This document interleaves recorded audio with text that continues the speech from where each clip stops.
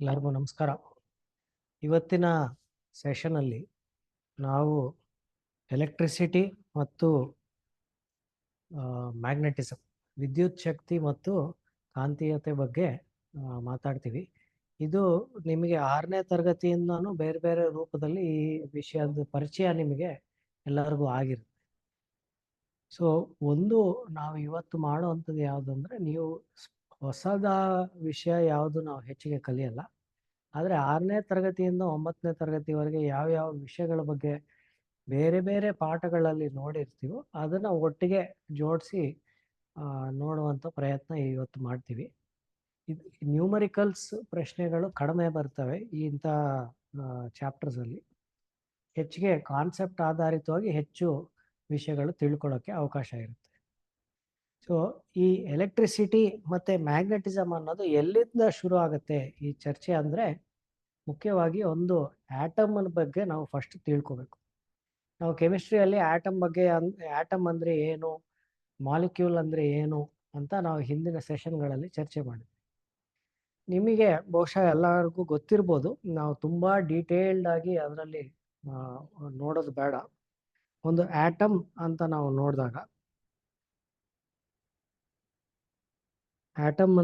ನೋಡಿದಾಗ ಈ ಆಟಮ್ ಒಳಗಡೆ ಏನಿದೆ ಅಂತ ನಾವು ಬಹುಶಃ ನೀವು ಓದಿರ್ಬೋದು.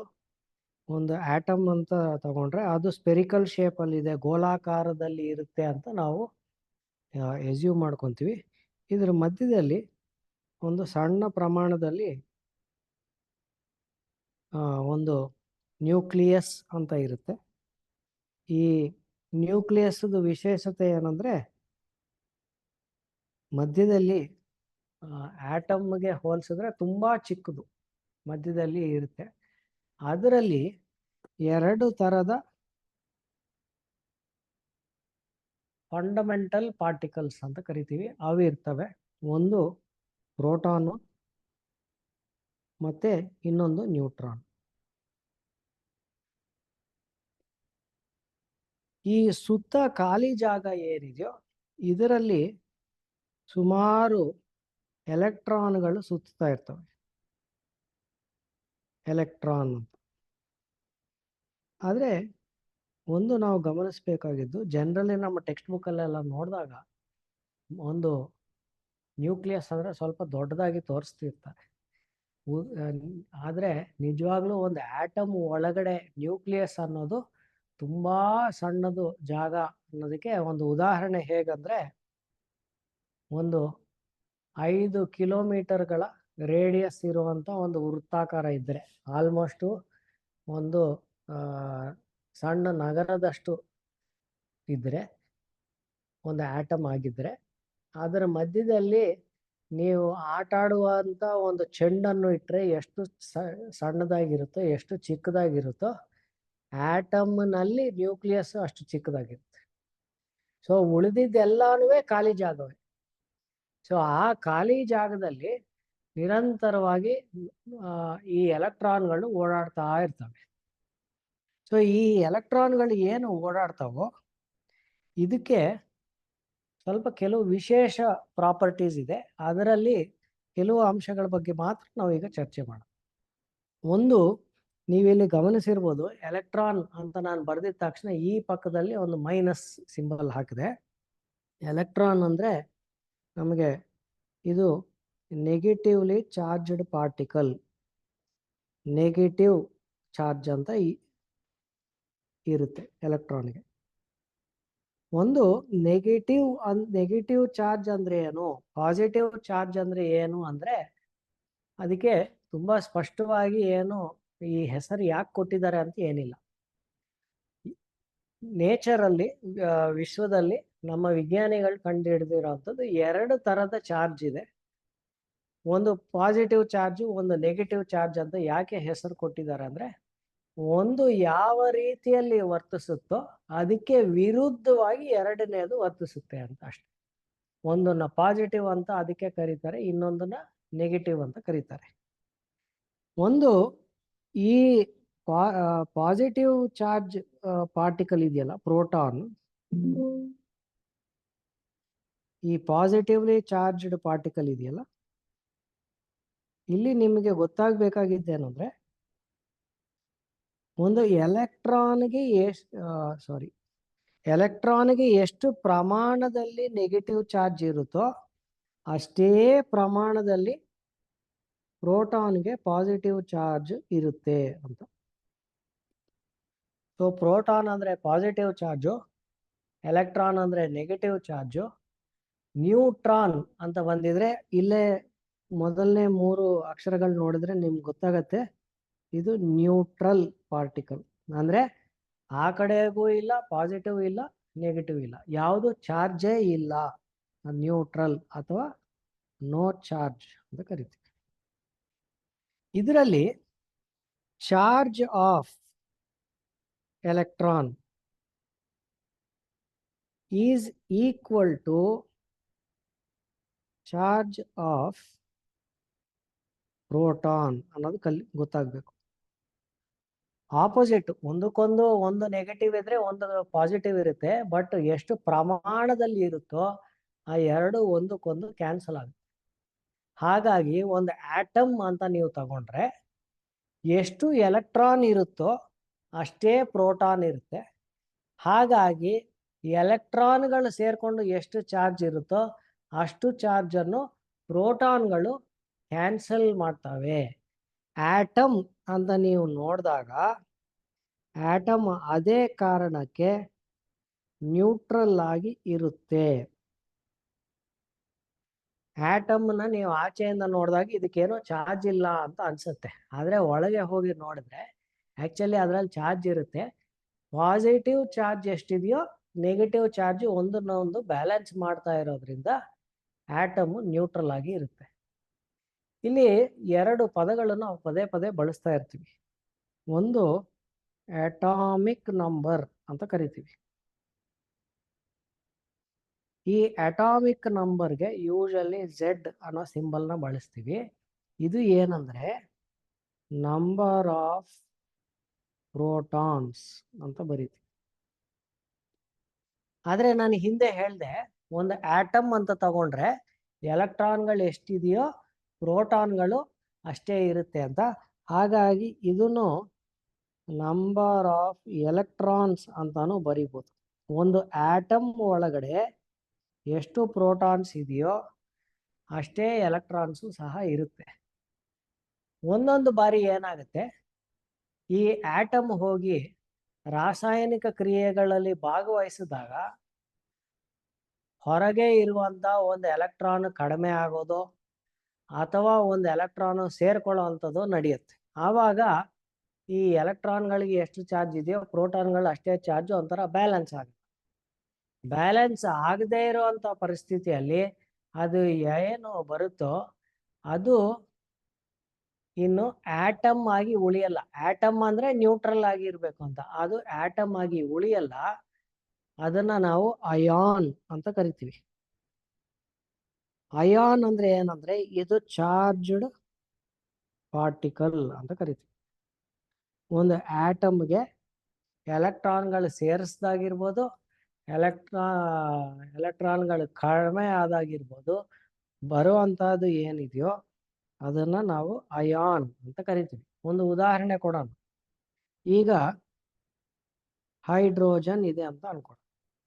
ಹೈಡ್ರೋಜನ್ನು ಕೆಲವು ರಿಯಾಕ್ಷನ್ಗಳಲ್ಲಿ ಭಾಗವಹಿಸಬೇಕಾದ್ರೆ ತನ್ನ ಎಲೆಕ್ಟ್ರಾನ್ನ ಬಿಟ್ಕೊಡುತ್ತೆ.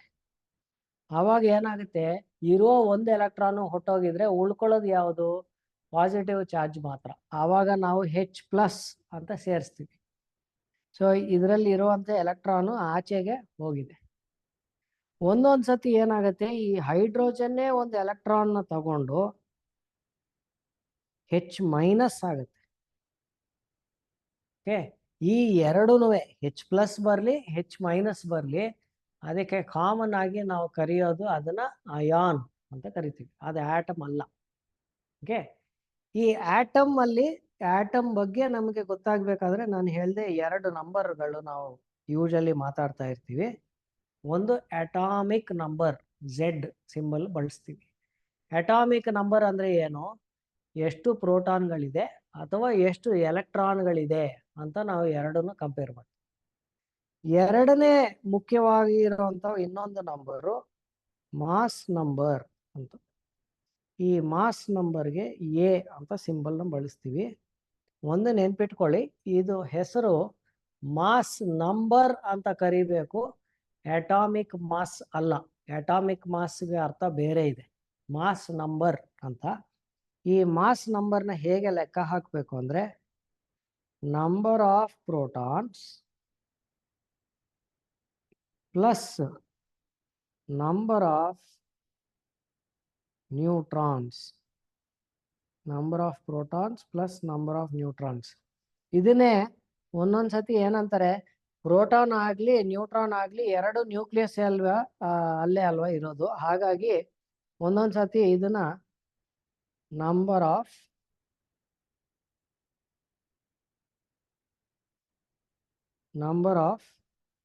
ನ್ಯೂಕ್ಲಿಯಾನ್ಸ್ ಅಂತ ಪದ ಬಳಸ್ತಾರೆ. ಈ ನ್ಯೂಕ್ಲಿಯಾನ್ ಅಂದ್ರೆ ನ್ಯೂಕ್ಲಿಯಸ್ ಒಳಗೆ ಇರುವಂತ ಕಣಗಳು, ನ್ಯೂಕ್ಲಿಯಸ್ ಒಳಗಡೆ ಏನೇನಿದೆ ಅದರ ಲೆಕ್ಕ ಅಂತ. ಅಂದ್ರೆ ಪ್ರೋಟಾನ್ಗಳಾಗ್ಬೋದು ನ್ಯೂಟ್ರಾನ್ಗಳಾಗ್ಬೋದು, ನ್ಯೂಕ್ಲಿಯಸ್ ಒಳಗೆ ಇರೋದ್ರಿಂದ ನಂಬರ್ ಆಫ್ ಪ್ರೋಟಾನ್ಸ್ ಮತ್ತೆ ನಂಬರ್ ಆಫ್ ನ್ಯೂಟ್ರಾನ್ಸ್. ಸೊ ಈ ಹಿನ್ನೆಲೆ ನಮಗೆ ಗೊತ್ತಿದ್ರೆ ಎಲೆಕ್ಟ್ರಿಸಿಟಿ ಮ್ಯಾಗ್ನೆಟಿಸಮ್ ಬಗ್ಗೆ ತಿಳ್ಕೊಳ್ಳೋಕೆ ಸಾಧ್ಯ ಇದೆ. ಈಗ ಯಾವುದೇ ಕೆಮಿಕಲ್ ರಾಸಾಯನಿಕ ಕ್ರಿಯೆಗಳಲ್ಲಿ ಪ್ರೋಟಾನ್ ಆಗ್ಲಿ ನ್ಯೂಟ್ರಾನ್ ಆಗ್ಲಿ ಯಾವ ಕೆಮಿಕಲ್ ರಿಯಾಕ್ಷನ್ ಅಲ್ಲಿ ಭಾಗವಹಿಸೋದಿಲ್ಲ, ಅದು ನಮ್ಗೆ ಗೊತ್ತಿರ್ಬೇಕು. ಯಾವಾಗ್ಲೂ ಆಚೆ ಸುತ್ತುತ್ತಾ ಇರುವಂತ ಎಲೆಕ್ಟ್ರಾನ್ಗಳು ಮಾತ್ರ ರಾಸಾಯನಿಕ ಕ್ರಿಯೆಗಳಲ್ಲಿ ಭಾಗವಹಿಸ್ತವೆ. ಸೊ ಒಂದು ಕಡೆ ಚಾರ್ಜ್ ಇನ್ಕ್ರೀಸ್ ಆಗಿದೆ, ಒಂದು ಕಡೆ ಚಾರ್ಜ್ ಡಿಕ್ರೀಸ್ ಆಗಿದೆ ಅಂದ್ರೆ ಏನಾಗ್ತಾ ಇದೆ ಅಂದ್ರೆ ಬರೀ ಇದು ಈ ಎಲೆಕ್ಟ್ರಾನ್ಗಳ ಓಡಾಟ ಮಾತ್ರ ನಡೀತಾ ಇದೆ. ಈ ಎಲೆಕ್ಟ್ರಾನ್ಗಳು ಇದೆಯಲ್ಲ, ಈ ಚಾರ್ಜ್ಗಳು ಏನಿದೆಯಲ್ಲ, ಈ ಚಾರ್ಜ್ಗಳು ಒಂದು ಕಡೆಯಿಂದ ಇನ್ನೊಂದು ಕಡೆ ಹರಿತಾ ಇದ್ರೆ ಹರಿಯುವಂಥದನ್ನ ಫ್ಲೋ ಅಂತ ಕರಿತೀವಿ. ಈ ಚಾರ್ಜ್ಗಳು ಅಂದ್ರೆ ಎಲೆಕ್ಟ್ರಾನ್ಗಳು ಒಂದು ಕಡೆಯಿಂದ ಇನ್ನೊಂದು ಕಡೆ ಹರಿತಾ ಇದ್ರೆ ಇದನ್ನ ನಾವು ಕರೆಂಟ್ ಅಥವಾ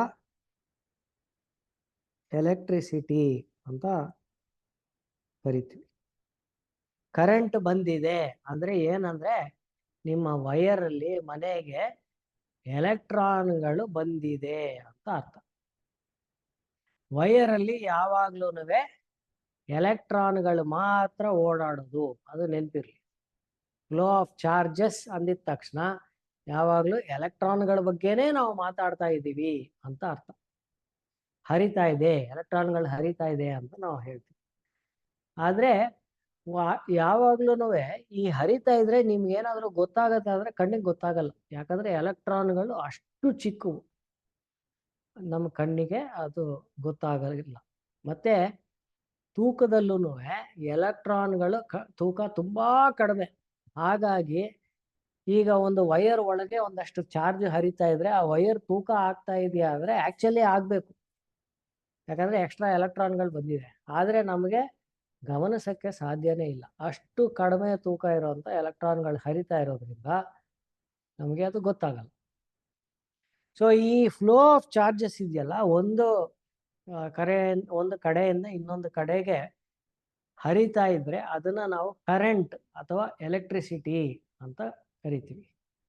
ಚಾರ್ಜ್ ಅನ್ನು ಮೆಜರ್ ಮಾಡಬೇಕಾದ್ರೆ ಯೂನಿಟ್ ಆಫ್ ಚಾರ್ಜ್, ಎಷ್ಟು ಚಾರ್ಜ್ ಇದೆ ಅಂತ ನಾವು ಏನಾದರೂ ಮೆಜರ್ ಮಾಡಬೇಕಾದ್ರೆ ಅದನ್ನ ಕೂಲೂಮ್ ಅನ್ನೋ ಯೂನಿಟ್ ಹೆಸರು ಮಾಡ್ತೀವಿ. ಕ್ಯಾಪಿಟಲ್ ಸಿ ಸಿಂಬಲ್ನ ಯೂಸ್ ಮಾಡ್ತೀವಿ, ಕೂಲೂಮ್ ಅಂತ. ಓಕೆ, ಕೂಲೂಮ್ ಅನ್ನೋನು ಒಬ್ಬ ವಿಜ್ಞಾನಿ. ನೀವು ಕೂಲೂಮ್ಸ್ ಲಾ ಅಂತ ಓದ್ತೀರಿ. ಹೇಗೆ ನ್ಯೂಟನ್ಸ್ ಲಾ ಆಫ್ ಗ್ರಾವಿಟೇಷನ್ ಅಂತ ಎರಡು ವಸ್ತುಗಳ ಮಧ್ಯದಲ್ಲಿ ಗುರುತ್ವಾಕರ್ಷಣೆ ಇರುತ್ತೆ ಅಂತ ನ್ಯೂಟನ್ ಹೇಳಿದಿನೋ, ಅದೇ ರೀತಿಯಲ್ಲಿ ಎರಡು ಚಾರ್ಜ್ ಇದ್ರೆ ಅದರ ಮಧ್ಯದಲ್ಲಿ ಏನು ಅಟ್ರಾಕ್ಷನ್ ಅಥವಾ ರಿಪಲ್ಷನ್ ಎಷ್ಟು ಪ್ರಮಾಣದಲ್ಲಿ ಇರುತ್ತೆ ಅನ್ನೋದು ಈ ಕೂಲಂಬ್ ಅನ್ನೋ ವಿಜ್ಞಾನಿ ಒಂದು ಥಿಯರಿ ಕೊಟ್ಟಿದ್ದ. ಆದರೆ ಒಂದು ವಿಶೇಷತೆ ಏನಂದ್ರೆ ಗುರುತ್ವಾಕರ್ಷಣೆ ಅಂದ್ರೆ ಆಕರ್ಷಣೆ ಮಾತ್ರ ಆಗ್ತಾ ಇರುತ್ತೆ. ಎರಡು ವಸ್ತುಗಳು ಇದ್ರೆ ಆ ಎರಡೂನು ಒಂದರ ಕಡೆಗೆ ಒಂದು ಮಾತ್ರ ಮೂವ್ ಆಗ್ತಾ ಇರುತ್ತೆ. ಆದರೆ ಈ ಚಾರ್ಜ್ಗಳಿದ್ದಾಗ ಎರಡೂ ಚಾರ್ಜ್ಗಳು ಒಂದೇ ತರದಿದ್ರೆ, ಲೈಕ್ ಚಾರ್ಜಸ್ ಇದ್ರೆ ಅದು ಒಂದನ್ನ ಒಂದು ದೂರ ತಳ್ಳುತ್ತೆ. ಅನ್ಲೈಕ್ ಚಾರ್ಜಸ್ ಇದ್ರೆ ಅಂದ್ರೆ ಬೇರೆ ಭಿನ್ನವಾಗಿರುವಂತ ಚಾರ್ಜಸ್ ಇದ್ರೆ ಹತ್ರಕ್ಕೆ ಆಕರ್ಷಣೆ ಆಗುತ್ತೆ. ಸೊ ಲೈಕ್ ಚಾರ್ಜಸ್ ಅಂದ್ರೆ ಒಂದೇ ರೀತಿಯದು, ಅಂದ್ರೆ ಪಾಸಿಟಿವ್ ಪಾಸಿಟಿವ್ ಅಥವಾ ನೆಗೆಟಿವ್ ನೆಗೆಟಿವ್ ಈ ತರ ಇದ್ದರೆ ಇದು ರಿಪೆಲ್ ಆಗುತ್ತೆ ಅಥವಾ ಇದನ್ನ ರಿಪಲ್ಷನ್ ಅಂತ ಕರಿತೀವಿ. ಅಂದ್ರೆ ಒಂದರ ಕಡೆಗೆ ಒಂದು ಬರಕ್ಕೆ ಇಷ್ಟಪಡಲ್ಲ. ಹಾಗೆ ಅನ್ಲೈಕ್ ಚಾರ್ಜ್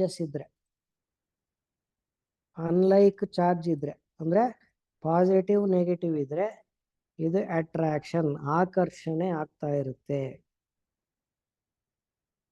ಓಕೆ, ಸೊ ಒಂದು ಕರೆಂಟ್ ಅಲ್ಲಿ ಹರಿತಾ ಇದ್ರೆ, ಈಗ ನೋಡಿ ಎಲೆಕ್ಟ್ರಾನ್ಗಳು ಎಲ್ಲಾ ನೆಗೆಟಿವ್ ಚಾರ್ಜ್, ಆದ್ರೆ ಎಲ್ಲಾ ಲೈಕ್ ಚಾರ್ಜಸ್ಸೇ ವೈರ್ ಅಲ್ಲಿ ಹರಿತಾ ಇರೋದು.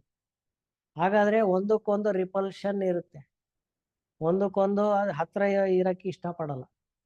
ಹಾಗಾಗಿ ಒಂದು ವೈರ್ ಅಲ್ಲಿ ಒಂದು ವೈರ್ ಈ ತರ ಇದೆ ಅಂತ ಅನ್ಕೊಂಡ್ರೆ, ಈ ತರ ಒಂದು ವೈರ್ ಇದೆ ಅಂತ ಅನ್ಕೊಂಡ್ರೆ ಯಾವಾಗ್ಲೂ ಎಲೆಕ್ಟ್ರಾನ್ಗಳು ಈ ಆಚೆ ಮಾತ್ರ, ಔಟರ್ ಸರ್ಫೇಸ್ ಅಲ್ಲಿ ಮಾತ್ರ ಹರಿಯುತ್ತವೆ. ಮಧ್ಯದಲ್ಲಿ ಯಾವುದೇ ಕಾರಣಕ್ಕೂ ಮಧ್ಯದಲ್ಲಿ ಹರಿಯೋದಿಲ್ಲ. ಯಾಕಂದ್ರೆ ಒಂದು ಎಲೆಕ್ಟ್ರಾನ್ ಅಂದ್ರೆ ಇನ್ನೊಂದು ಎಲೆಕ್ಟ್ರಾನ್ ಕಂಡ್ರೆ ಆಗಲ್ಲ, ರಿಪಲ್ಷನ್ ಆಗ್ತಾ ಇರುತ್ತೆ. ಆದಷ್ಟು ದೂರ, ಒಂದರಿಂದ ಇನ್ನೊಂದು ದೂರ ಹೋಗುವಂತೆ ಪ್ರಯತ್ನ ಮಾಡ್ತಾರೆ. ಅದೇ ರೀತಿಯಲ್ಲಿ ನೀವು ಪಾಸಿಟಿವ್ ಚಾರ್ಜ್ ನೆಗೆಟಿವ್ ಚಾರ್ಜ್ ತಂದಿದ್ರೆ ಒಟ್ಟಿಗೆ ಬಂದ್ಬಿಡ್ತವೆ, ಮರ್ಜ್ ಆಗ್ಬಿಡ್ತವೆ. ಅದನ್ನ ನೀವು ಮತ್ತೆ ಸೆಪರೇಟ್ ಮಾಡಕ್ಕೆ ಆಗಲ್ಲ. ಓಕೆ, ಸೊ ಈ ಲೈಕ್ ಚಾರ್ಜಸ್ ರಿಪೆಲ್ ಆಗುವಂತೆ ನೀವು ಮ್ಯಾಗ್ನೆಟ್ ಅಲ್ಲೂ ನೋಡ್ತೀರಾ. Like poles repel, unlike poles attract ಅಂತ. ನೀವು ಯಾವಾಗಾದ್ರೂ ಒಂದು ಮ್ಯಾಗ್ನೆಟ್ ತಗೊಂಡಿದ್ರೆ ಎರಡು ಮ್ಯಾಗ್ನೆಟ್ ನ ಒಂದು ಪರ್ಟಿಕ್ಯುಲರ್ ಡೈರೆಕ್ಷನ್ ಅಲ್ಲಿ ಹತ್ರ ತರಬೇಕು ಅಂದ್ರೆ ಅದೊಂಥರ ದೂರ ತಳ್ತಾ ಇರ್ತವೆ. ಒಂದೊಂದ್ಸತಿ ಅದನ್ನ ಜಸ್ಟ್ ಉಲ್ಟಾ ಮಾಡಿದ ತಕ್ಷಣ ಎರಡು ಹತ್ರ ಬಂದು ಅಂಟ್ಕೊಳ್ತವೆ ಒಂದಕ್ಕೊಂದು. ಅನ್ಲೈಕ್ ಪೋಲ್ಸ್ ಆಗಿದ್ರೆ ಅಟ್ರಾಕ್ಟ್. ಈಗ ಈ ಕರೆಂಟ್ ಅಂದ್ರೆ ಏನು? ಈ ಚಾರ್ಜ್ ಏನಿದೆಯೋ ಈ ಚಾರ್ಜ್ ಹರಿತಾ ಇದ್ರೆ ಅದನ್ನ ಕರೆಂಟ್ ಅಂತ ಕರಿತೀವಿ ಅಂತ ನಾವು ಹೇಳಿದ್ವಿ. ಫ್ಲೋ ಆಫ್ ಚಾರ್ಜಸ್ ಅಂದ್ರೆ ಕರೆಂಟ್ ಅಂತ. ಈ ಕರೆಂಟ್ ನ ಲೆಕ್ಕ ಹಾಕಬೇಕು. ಎಷ್ಟು ಕರೆಂಟ್ ಹೋಗ್ತಾ ಇದೆ ಅಂದ್ರೆ ಎಷ್ಟು ಚಾರ್ಜ್ ಹರಿತಾ ಇದೆ ಮತ್ತೆ ಎಷ್ಟು ಸಮಯದಲ್ಲಿ ಹರಿತಾ ಇದೆ ಅಂತ ನೀವು ನೋಡಿದ್ರೆ ಅದು ಕರೆಂಟ್ ಅಂತ ಆಗುತ್ತೆ. ಈಗ ಒಂದು ಉದಾಹರಣೆಗೆ ಇದನ್ನ ನೀವು ಕರೆಕ್ಟ್ ಆಗಿ ಬರಿಬೇಕಾದ್ರೆ rate of flow of charges ಅಂತ ಬರಿಬೋದು. ನಮಗೆ ಮೆಕ್ಯಾನಿಕ್ಸ್ ಕೈನಮ್ಯಾಟಿಕ್ಸ್ ಅಲ್ಲಿ ನಾವು ವಿಜ್ಞಾನದಲ್ಲಿ ಮೊದಲನೇ 2 ಕ್ಲಾಸ್ ನಮಗೆ ನೆನಪಿದ್ದಲ್ಲಿ ಅಲ್ಲಿ ನಾವು ಮಾತಾಡಿದ್ವಿ. Rate of change of distance ಅಂದ್ರೆ speed, rate of change of displacement velocity, rate of change of velocity ಅಂದ್ರೆ ಆಕ್ಸಲರೇಷನ್. ಈ ರೇಟ್ ಆಫ್ ಅಂತ ಬಂದಿದೆ ಅಂದ್ರೆ ರೇಟ್ ಆಫ್ ಅಂತ ಏನೇ ಬಂದ್ರು ಅಲ್ಲಿ ಕೆಳಗಡೆ ಡಿನಾಮಿನೇಟರ್ ಅಲ್ಲಿ ಸಮಯ ಇರುತ್ತೆ ಅಂತ ನಾನು ಹೇಳಿದೆ. ಸೊ ಈ ರೀತಿಯಲ್ಲಿ rate of flow of charge ಅಂತ, ಚಾರ್ಜ್ ಬೈ ಟೈಮ್, ಕೂಲೂಂಬ್ ಇಲ್ಲಿ ಯೂನಿಟ್, ಟೈಮ್ಗೆ ಸೆಕೆಂಡ್, SI ಯೂನಿಟ್ ಸೆಕೆಂಡ್, ಇದನ್ನ ಕರೆಂಟ್ ಅಂತ ಕರಿತೀವಿ. ಕರೆಂಟ್ಗೆ ನಾವು ಬಳಸುವಂತ ಯೂನಿಟ್ ಏನಿದೆ ಅಂದ್ರೆ SI ಯೂನಿಟ್ ಆಂಪಿಯರ್. ಆಂಪಿಯರ್ ಅನ್ನೋನು ಇನ್ನೊಬ್ಬ ವಿಜ್ಞಾನಿನೇ. ಅವನು ವಿಜ್ಞಾನದ ವಿಷಯದಲ್ಲಿ ಸುಮಾರು ಅವನು ಸಹ ಕೆಲಸ ಮಾಡಿದ್ದಾನೆ. ಅವನಿಗೆ ಗೌರವ ಸಲ್ಲಿಸುವಂತೆ ನಾವು ಆಂಪಿಯರ್ ಅಂತ ಅವನ ಹೆಸರಲ್ಲಿ ಈ ಯೂನಿಟ್ನ ಇಟ್ಟಿದ್ವಿ. ಅವನೇನೋ ಯೂನಿಟ್ನ ಕಂಡಿಡ್ದಿರ್ಲಿಲ್ಲ, ಅಂದರೆ ಅವನಿಗೆ ಗೌರವ ಸಲ್ಲಿಸುವಂತೆ ನಾವು ಈ ಯೂನಿಟ್ಗೆ ಅವನ ಹೆಸರು ಇಟ್ಟಿದ್ವಿ. ಸಿಂಬಲ್ ಎ ಅನ್ನ ಬಳಸ್ತೀವಿ. ಓಕೆ, ಇದರಲ್ಲಿ ಈಗ ಈ ಕರೆಂಟ್ ಅಂದ್ರೆ ಏನು, ಕರೆಂಟ್ನ ಹೇಗೆ ಮೆಜರ್ ಮಾಡ್ತೀವಿ ಅಂತ ಗೊತ್ತಾಯ್ತು. ನಾವು ಕರೆಂಟ್ ಒಂದು ಕಡೆ ಮೀಟ್ರಲ್ಲಿ ಹೋಗ್ತಾ ಇದ್ರೆ ಎಷ್ಟು ಕರೆಂಟ್ ಹರಿತಾ ಇದೆ ಅಂತ ನಾವು ಕಂಡುಹಿಡಿಬೇಕಾದ್ರೆ ನಾವು ಯೂಸ್ ಮಾಡುವಂಥ ಮೀಟರ್ ಇದೆಯಲ್ಲ, ಅದನ್ನ ಆಮ್ ಮೀಟರ್ ಅಂತ ಕರಿತೀವಿ. ಆಮ್ ಮೀಟರ್ ಕರೆಂಟ್ನ ಮೆಜರ್ ಮಾಡುವಂಥ ಡಿವೈಸ್, ಮೆಜರಿಂಗ್ ಡಿವೈಸ್. ಓಕೆ, ಇದೇ ರೀತಿಯಲ್ಲಿ ನಾವು ಬೇರೆ ಬೇರೆ ಡಿವೈಸ್ಗಳು, ವೋಲ್ಟ್ ಮೀಟರ್, ಗ್ಯಾಲೋನೋಮೀಟರ್, ಈ ಥರ ಹಲವಾರು ಡಿವೈಸ್ಗಳಿದೆ. ಅವೆಲ್ಲಾನು ನಿಮಗೆ ಇವತ್ತು ಸಾಧ್ಯ ಆದರೆ ಇವತ್ತು ಕ್ಲಾಸಲ್ಲಿ ಅದ್ರ ಬಗ್ಗೆ ನಾವು ಚರ್ಚೆ ಮಾಡೋಣ. ಮಂಜುಳಾ ಅವರು 220 ವೋಲ್ಟ್ಸ್ ಯೂನಿಟ್ ಅಂತ ಹಾಕಿದ್ದಾರೆ, ಅದು ಬೇರೆ, ವೋಲ್ಟೇಜ್ ಯೂನಿಟ್ ಬೇರೆ. ಅದಕ್ಕೆ ನಾನು ಆಮೇಲೆ ಬಂದು ನೋಡೋಣ. ಈಗ ನೀವು ಕರೆಂಟ್ ಅಂತ ಬಂದಾಗ ಕರೆಂಟ್ ರೇಟಿಂಗು ನಿಮ್ಮದು ಯಾವುದೇ ಒಂದು ಮನೆಯಲ್ಲಿರುವಂಥ ಒಂದು ಯಂತ್ರವನ್ನು ನೋಡಿದರೆ ಅದರಲ್ಲಿ 5 ಆ್ಯಂಪ್ಸ್, 5A ಅಥವಾ 12 ಆ್ಯಂಪ್ಸ್, 12A, ಒಂದೊಂದು ಕಡೆ 2 ಆ್ಯಂಪ್ಸ್, 2A ಅಂತ ಇರುತ್ತೆ. ಅಂದರೆ ಅತಿ ಹೆಚ್ಚು ಕರೆಂಟು ಎಷ್ಟು ಅದರಲ್ಲಿ ನಾವು ಕಳಿಸ್ಬಹುದು ಅಂತ ಒಂದು ಮೆಷರ್ಮೆಂಟ್ ಅದು. ಈಗ ಈ ಕರೆಂಟು ಹರಿತಾ ಇದ್ದಾಗ, ವೈರಲ್ಲಿ ಹರಿತಾ ಇದ್ದಾಗ 3 ಥರದ ಎಫೆಕ್ಟ್ಗಳು ಬರುತ್ತೆ. ಅಂದರೆ ಕರೆಂಟ್ ಹರಿತಾ ಇದೆ ಅಂದರೆ 3 ಥರದ ಎಫೆಕ್ಟ್ಗಳು ನೀವು ಕಂಡುಹಿಡಿಬೋದು ಅಥವಾ ನೋಡಬಹುದು. 3 ಎಫೆಕ್ಟ್ಸ್ ಆಫ್ ಕರೆಂಟ್ ಅಂತ.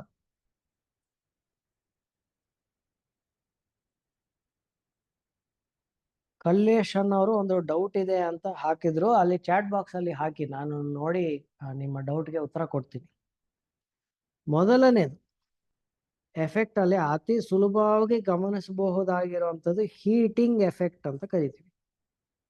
ಎಲ್ಲಿ ಕರೆಂಟ್ ಹರಿತಾ ಇರುತ್ತೋ ಅಲ್ಲಿ ಸ್ವಲ್ಪ ಬಿಸಿ ಆಗುತ್ತೆ. ಇದು ನಿಮಗೆ ತುಂಬ ಸುಲಭವಾಗಿ ನೋಡ್ಬೋದು. ನಿಮ್ಮ ಮನೆಯಲ್ಲಿ ಐರನ್ ಬಾಕ್ಸ್ ಇದ್ದರೆ ಐರನ್ ಬಾಕ್ಸ್ ಕರೆಂಟ್ ಆನ್ ಮಾಡಿದ ತಕ್ಷಣ ಐರನ್ ಬಾಕ್ಸ್ ಬಿಸಿ ಆಗುತ್ತೆ. ಅಥವಾ ನಿಮ್ಮ ಮನೆಯಲ್ಲಿ ಟಿ ವಿ ಇದ್ದರೆ ಟಿ ವಿ ಬಳಸ್ತಾ ಬಳಸ್ತಾ ಬಿಸಿ ಆಗುತ್ತೆ. ಅಥವಾ ಯಾವುದೇ ಯಂತ್ರ ತಗೊಳ್ಳಿ, ಈಗ ನೀವು ಮನೆಯಲ್ಲಿ ಒಂದು ಮೋಟ್ರ್ ಓಡಿಸ್ತಾ ಇದ್ರು ಸ್ವಲ್ಪ ಹೊತ್ತು ಓಡಿಸಿದ್ರೆ ಬಿಸಿ ಆಗುತ್ತೆ. ನೀವು ಫೋನ್ ಬಳಸ್ತಾ ಇದ್ರು ಸ್ವಲ್ಪ ಹೊತ್ತು ಬಳಸಿದ್ರೆ ಬಿಸಿ ಆಗುತ್ತೆ. ಸೊ ಎಲ್ಲಿ ಕರೆಂಟ್ ಹರಿಯುತ್ತೋ ಅಲ್ಲೆಲ್ಲಾನು ಈ ಹೀಟಿಂಗ್ ಎಫೆಕ್ಟ್ನ ತುಂಬ ಸುಲಭವಾಗಿ ನಾವು ಗಮನಿಸ್ಬೋದು. ಹೀಟಿಂಗ್ ಯಾಕೆ ಆಗುತ್ತೆ ಅಂದರೆ ಎಲ್ಲ ವಸ್ತುಗಳು ಕರೆಂಟ್ನ ಸುಲಭವಾಗಿ ಹರಿಯಕ್ಕೆ ಬಿಡೋದಿಲ್ಲ.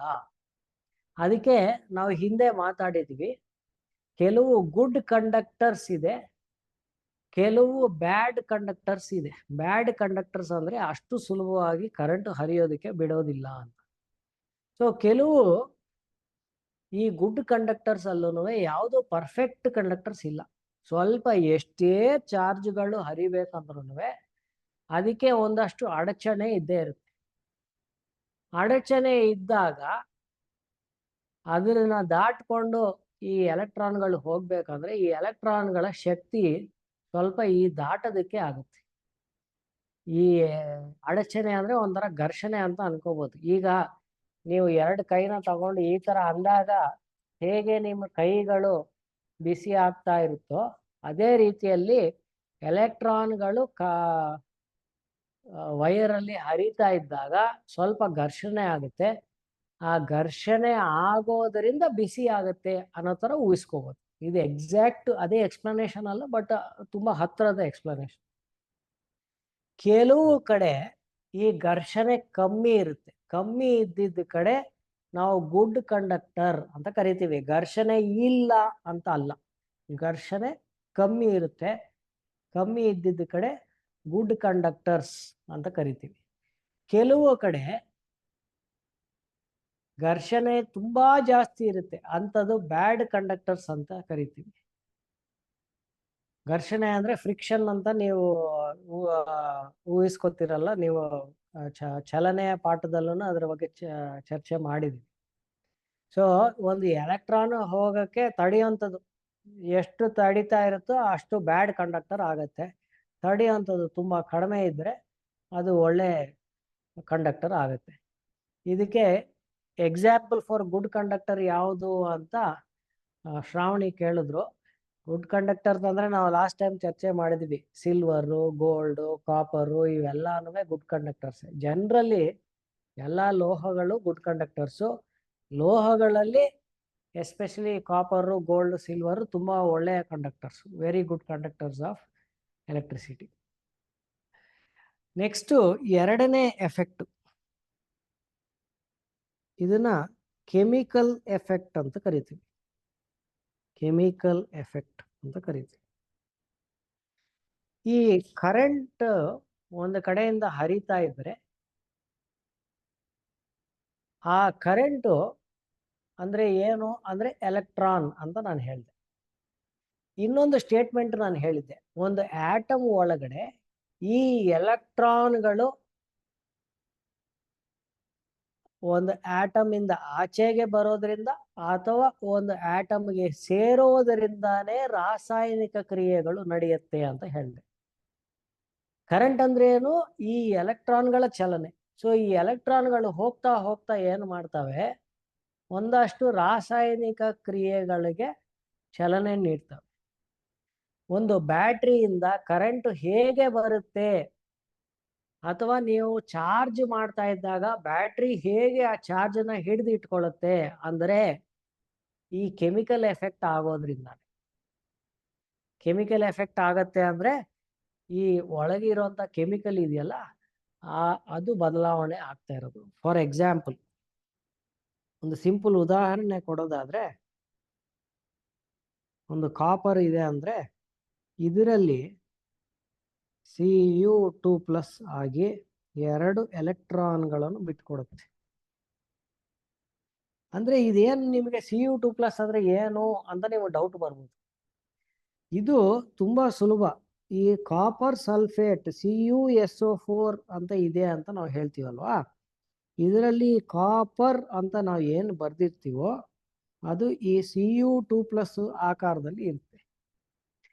ಈ 2 ಎಲೆಕ್ಟ್ರಾನ್ಗಳು ಏನಿದೆಯೋ, ಕಾಪರ್ ಏನು 2 ಎಲೆಕ್ಟ್ರಾನ್ಗಳು ಬಿಟ್ಕೊಟ್ಟಿದೆಯೋ ಅದು ಈ SO4 ತಗೊಂಡು ಹೋಗಿರುತ್ತೆ. ಸಲ್ಫೇಟ್ ಅಯಾನ್ SO4 2- ಆಗಿ ಇರುತ್ತೆ.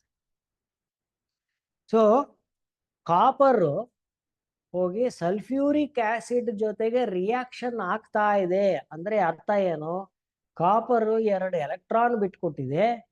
ಸಲ್ಫ್ಯೂರಿಕ್ ಆಸಿಡ್ ಅಲ್ಲಿರುವಂತ ಸಲ್ಫೇಟ್ ಅಯಾನ್ ಏನಿದೆಯೋ ಅದು ಈ 2 ಎಲೆಕ್ಟ್ರಾನ್ಗಳನ್ನು ತಗೊಂಡು ಹೋಗ್ತಾ ಇದೆ ಅಂತ ಅರ್ಥ.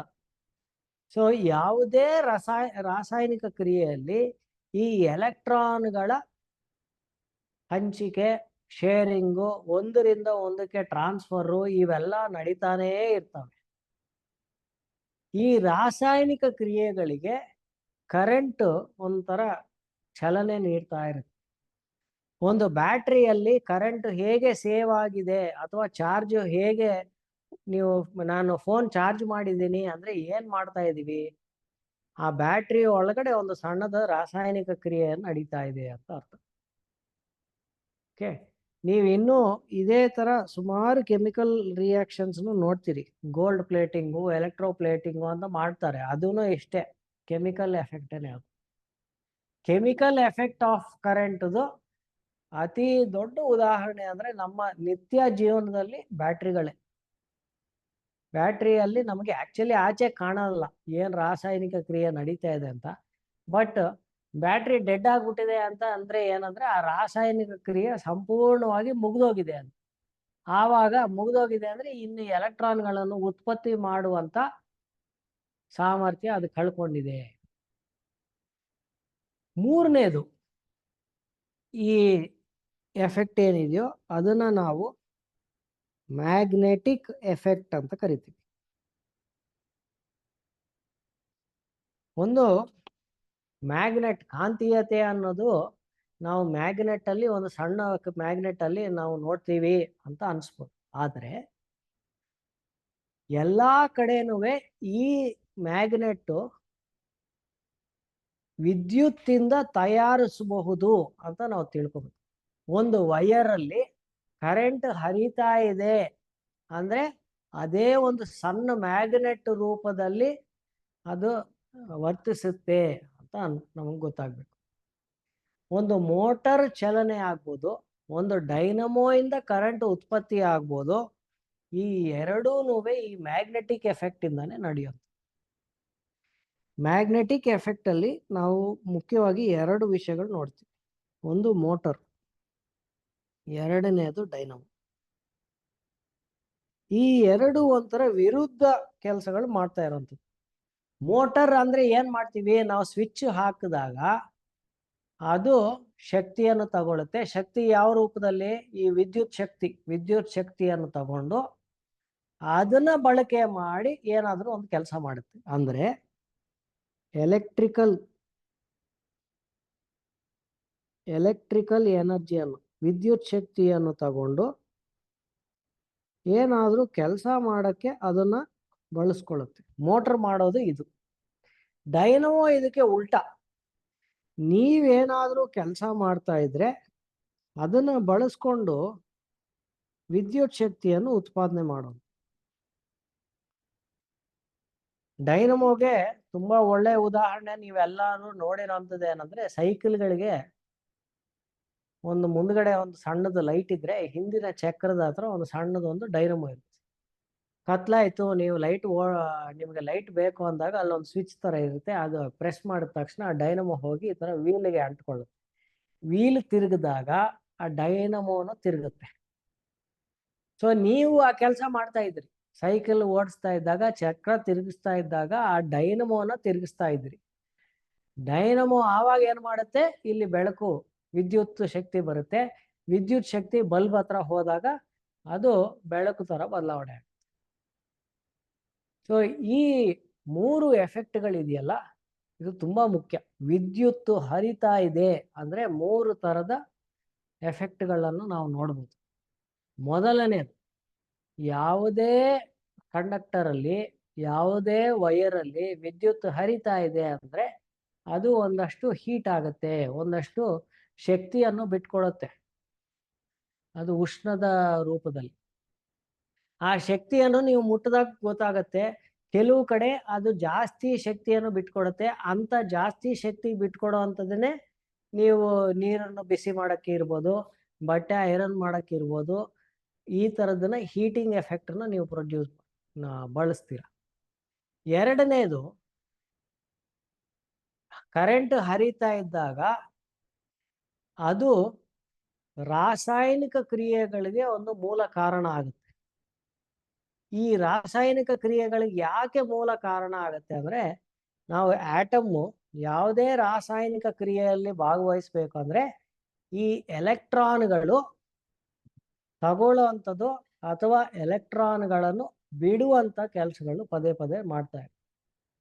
ಸೊ ಕರೆಂಟ್ ಅಂದ್ರೇನೆ ಎಲೆಕ್ಟ್ರಾನ್ಗಳು ಹರಿಯೋದಲ್ವಾ. ಸೊ ಈ ಎಲೆಕ್ಟ್ರಾನ್ಗಳು ಏನ್ ಮಾಡ್ತವೆ, ಸುಮ್ಮನೆ ಹೋಗಲ್ಲ. ಹೋಗ್ತಾ ಹೋಗ್ತಾ ಒಂದಷ್ಟು, ಈಗ ನಾನು ಹೇಳ್ದೆ ಒಂದು ಕಡೆ ಒಂದು ಎಲೆಕ್ಟ್ರಾನ್ 2 ಎಲೆಕ್ಟ್ರಾನ್ ಬಿಟ್ಕೊಟ್ಟಿದೆ ಅಂದ ತಕ್ಷಣ ಅದು ಅಯಾನ್ ಆಗಿ ಬದಲಾವಣೆ ಆಗುತ್ತೆ. ಅಯಾನು ಕೆಮಿಕಲ್ ರಿಯಾಕ್ಷನ್ ಅಲ್ಲಿ ಭಾಗವಹಿಸುತ್ತೆ. ಈ ತರ ಕೆಮಿಕಲ್ ಎಫೆಕ್ಟ್ ಆಗುತ್ತೆ. ಕೆಮಿಕಲ್ ಎಫೆಕ್ಟ್ಸ್ ಆಫ್ ಕರೆಂಟ್ ಪ್ರಾಯೋಗಿಕವಾಗಿ ನಾನು ಹೇಳ್ದೆ, ಬ್ಯಾಟ್ರಿಗಳಲ್ಲಿ ನಾವು ಬಳಸ್ತೀವಿ, ಎಲೆಕ್ಟ್ರೋಪ್ಲೇಟಿಂಗ್ ಅಲ್ಲಿ ಬಳಸ್ತೀವಿ. ಈ ತರ ಒಂದು ಸುಮಾರು ಕಡೆ ನಮಗೆ ಅದು ಬಳಕೆ ಆಗುತ್ತೆ. ಮೂರನೇದು, ಮ್ಯಾಗ್ನೆಟಿಕ್ ಎಫೆಕ್ಟ್, ಕಾಂತೀಯತೆ. ಎಲ್ಲಿ ವಿದ್ಯುತ್ ಹರಿಯತ್ತೋ ಅದು ಎಲ್ಲಾ ಕಡೆನೂ ಒಂದು ಕಾಂತೀಯತೆಯನ್ನು ಉತ್ಪತ್ತಿ ಮಾಡುತ್ತೆ. ಒಂದು ವೈರ್ ಅಲ್ಲಿ ಕರೆಂಟ್ ಹರಿತಾ ಇದೆ ಅಂದ್ರೆ ಈ ವೈರು ಸಹ ಒಂದು ಮ್ಯಾಗ್ನೆಟ್ ತರ ಬಿಹೇವ್ ಮಾಡುತ್ತೆ. ಆ ಮ್ಯಾಗ್ನೆಟಿಕ್ ಎಫೆಕ್ಟ್ ಇಂದ ಎರಡು ವಿಶೇಷವಾದ ಕೆಲಸಗಳನ್ನು ನಾವು ಬಳಸ್ತೀವಿ. ಒಂದು ಮೋಟರ್ ಆಗಿ, ನಿಮಗೆ ನೀರಿನ ಮೋಟರ್ ಇರ್ಬೋದು, ನಮ್ಮ ಮನೆಗಳಲ್ಲಿ ಬಳಸ್ತಾ ಇರೋಂಥ ಫ್ಯಾನ್ ಇರ್ಬೋದು. ಇವೆಲ್ಲಾನು ಮೋಟ್ರೆ. ಅಂದ್ರೆ ಏನು? ವಿದ್ಯುತ್ ಶಕ್ತಿಯನ್ನು ತಗೊಂಡು ಏನಾದರೂ ಕೆಲಸ ಮಾಡುತ್ತೆ, ವರ್ಕ್ ಮಾಡುತ್ತೆ. ಇವೆಲ್ಲಾನು ಮೋಟ್ರ್ಗಳು. ಎರಡನೇದು, ವಿದ್ಯುತ್ ಶಕ್ತಿಯನ್ನು ಉತ್ಪಾದನೆ ಮಾಡುವಂತ ಡೈನಮೋಗಳು. ಈಗ ಎಲ್ಲಾದ್ರೂ ನೀವು ಹೈಡ್ರೋ ಪವರ್ ಸ್ಟೇಷನ್ಗೆ ಹೋಗ್ತೀರಿ, ಅಥವಾ ನೀವು ಗಾಡಿ ಓಡಿಸ್ತಾ ಇದ್ದಾಗ ಗಾಡಿಯಲ್ಲಿ ನಿಮಗೆ ಲೈಟ್ ಬರಬೇಕು, ಸೈಕಲ್ ಓಡಿಸ್ಬೇಕಾದ್ರೆ ಲೈಟ್ ಬರಬೇಕು. ಈ ಎಲ್ಲಾ ಕಡೆನೂ ಒಂದು ಡೈನಮೋ ಇರುತ್ತೆ. ಆ ಡೈನಮೋ ನೀವು ಶಕ್ತಿಯನ್ನು ಬಳಸಿದಾಗ, ನೀವು ಒಂದಷ್ಟು ಕೆಲಸ ಮಾಡಿದಾಗ ಆ ಕೆಲಸವನ್ನು ವಿದ್ಯುತ್ ಶಕ್ತಿಯಾಗಿ ಬದಲಾವಣೆ ಮಾಡುತ್ತೆ. ಈ ಮೂರು ಎಫೆಕ್ಟ್ಗಳಲ್ಲಿ ನಮಗೆ ತುಂಬಾ ಇವತ್ತಿನ ಜೀವನದಲ್ಲಿ ತುಂಬಾ ಹೆಚ್ಚು ಪರಿಣಾಮಕಾರಿಯಾಗಿ ನಾವು ಬಳಕೆ ಮಾಡ್ತಾ ಇರೋಂಥದ್ದು ಈ ಮ್ಯಾಗ್ನೆಟಿಕ್ ಎಫೆಕ್ಟ್. ಈ ಮ್ಯಾಗ್ನೆಟಿಕ್ ಎಫೆಕ್ಟ್ ನಾನು ಈಗ ಕೊಟ್ಟಿರೋ ಎರಡು ಉದಾಹರಣೆಗಳು ಒಂಥರ ಒಂದಕ್ಕೊಂದು ವಿರುದ್ಧವಾಗಿದೆ. ಮೋಟ್ರ್ ಏನ್ ಮಾಡುತ್ತೆ? ವಿದ್ಯುತ್ ಶಕ್ತಿಯಿಂದ ಕೆಲಸ ಮಾಡುತ್ತೆ. ಡೈನಮೋ ಏನು ಮಾಡುತ್ತೆ? ನಮ್ಮ ಕೆಲಸದಿಂದ ವಿದ್ಯುತ್ ಶಕ್ತಿಯನ್ನು ಮಾಡುತ್ತೆ. ಈ ಎರಡನ್ನು ಹೇಗೆ ಕೆಲಸ ಮಾಡುತ್ತೆ, ನಾವು ಅದನ್ನ ಹೇಗೆ ಕನ್ಸ್ಟ್ರಕ್ಟ್ ಮಾಡಿರ್ತೀವಿ, ಅಂದ್ರೆ ಹೇಗೆ ಅದನ್ನ ಜೋಡಣೆ ಮಾಡಿರ್ತೀವಿ, ನಾವು ಹೇಗೆ ಏನಾದರೂ ತಯಾರಿಕೆ ಮಾಡಬೇಕು ಅಂದ್ರೆ ಏನ್ ಮಾಡೋದು ಅನ್ನೋದು ನಾನು ಮುಂದಿನ ಸೆಕ್ಷನ್ ಅಲ್ಲಿ ಅದನ್ನ ಎಕ್ಸ್ಪ್ಲೇನ್ ಮಾಡ್ತೀನಿ. ಇದರ ಮೇಲೆ ಸುಮಾರು ಬಾರಿ ಪ್ರಶ್ನೆಗಳು ಬರ್ತಾ ಇರ್ತವೆ. ಕರೆಂಟಿನ ವಿದ್ಯುತ್ ಶಕ್ತಿಯ ಎಫೆಕ್ಟ್ಗಳೇನು, ಎಷ್ಟು ಎಫೆಕ್ಟ್ ಇದೆ? 3 ಎಫೆಕ್ಟ್ ಇದೆ, ಮತ್ತೆ ಅದಕ್ಕೆ ಉದಾಹರಣೆಗಳು ಕೊಡಿ ಅಂತ ಕೇಳ್ತಾರೆ. ಸೊ ಇದರಲ್ಲಿ ನಮಗೆ ಸ್ಪಷ್ಟವಾಗಿ ಎಲ್ಲ ಅರ್ಥ ಆಗಿದ್ರೆ ಉದಾಹರಣೆಗಳು ಕೊಡೋದು ತುಂಬಾ ಕಷ್ಟ ಏನಲ್ಲ. ಕೆಲವರು ನಿಮ್ಮ ಚಾಟ್ ಬಾಕ್ಸಲ್ಲಿ ಇದು ಮತ್ತೊಮ್ಮೆ ಒಂದ್ಸತಿ ಎಕ್ಸ್ಪ್ಲೇನ್ ಮಾಡಿ ಅಂತಲೂ ಕೇಳಿದಿರಿ. ಎಲ್ಲರೂ ಗಮನಿಸಿ, ಪದೇ ಪದೇ ಇಲ್ಲಿ ವಿಡಿಯೋದಲ್ಲಿ ನಾವು ರಿಪೀಟ್ ಮಾಡೋಕ್ಕೆ ಬಹುಶಃ ಕಷ್ಟ ಆಗ್ಬೋದು. ಈ ವಿಡಿಯೋನು ಮತ್ತೆ ಅಪ್ಲೋಡು ಸಹ ಮಾಡೋದ್ರಿಂದ ನೀವು ಅಲ್ಲಿ ಇನ್ನೊಂದ್ಸತಿ ರೆಫರ್ ಮಾಡಿ.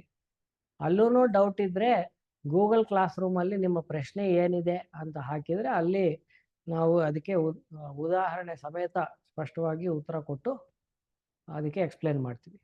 ಈಗ ಒಂದು 5 ನಿಮಿಷದ ಬ್ರೇಕ್ ತಗೊಳ್ಳೋಣ. ಬ್ರೇಕ್ ನಂತರ ಈ ಮೋಟ್ರ್ ಹೇಗೆ ನಾವು ಜೋಡಿಸಿರ್ತೀವಿ, ಡೈನಮೋ ಹೇಗೆ ಜೋಡಿಸಿರ್ತೀವಿ, ಇದು ಹೇಗೆ ಕೆಲಸ ಮಾಡುತ್ತೆ, ಹೈಡ್ರೋ ಪವರ್ ಸ್ಟೇಷನಲ್ಲಿ ಹೇಗೆ ಕೆಲಸ ಮಾಡುತ್ತೆ ಅನ್ನೋದ್ರ ಬಗ್ಗೆ ನಾವು ಮುಂದಕ್ಕೆ ಮತ್ತೆ ಚರ್ಚೆ ಮಾಡೋಣ.